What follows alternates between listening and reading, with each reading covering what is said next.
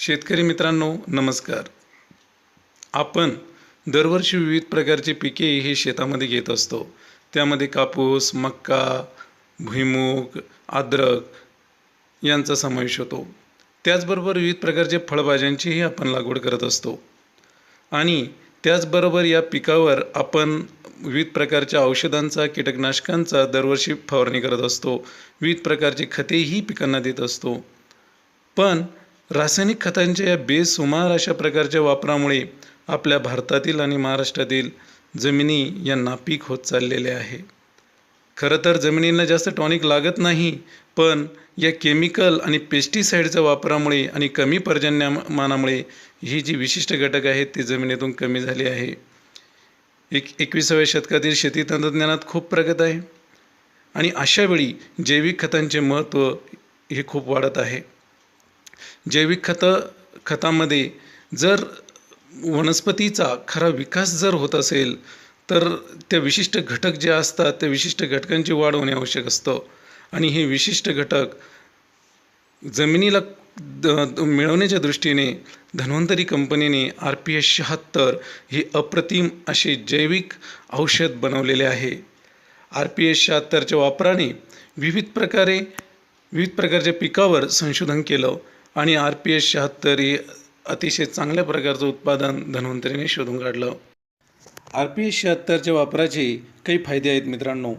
त्यामध्ये प्रथम फायदा हा की RPS-76च्या वापराने प्रकाश संश्लेषण क्रियेमध्ये वाढ होते. RPS-76मुळे पाने, फुले, फांद्या यांच्या संख्येत लक्षणीयरित्या वाढ होते. RPS-76च्या वापराने पाणी आणि आवश्यक अन्नद्रव्यांचे अधिक संक्रमण होते. RPS-76च्या वापराने बीज अंकुरण क्षमतेत वृद्धी होते. RPS-76च्या वापराने पांढऱ्या मुळ्यांच्या संख्येत लक्षणीय अशा प्रकारची वाढ होते. RPS-76च्या वापराने मित्रजीव आणि बॅक्टेरिया कल्चर यामध्ये वृद्धी होते. RPS-76मुळे NPK वापराने सूक्ष्म अन्नद्रव्याची उपलब्धता निर्माण होते.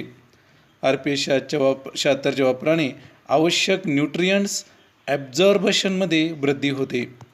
त्याचबरोबर वाढत्या पाणी ग्रहण क्षमतेबरोबरच जमीन अधिक मृदू व उपजाऊ होते आणि त्याचा फायदा निश्चितच आपल्या पिकाला होतो. मित्रांनो, RPS-76मध्ये एकूण 76 घटक आहेत.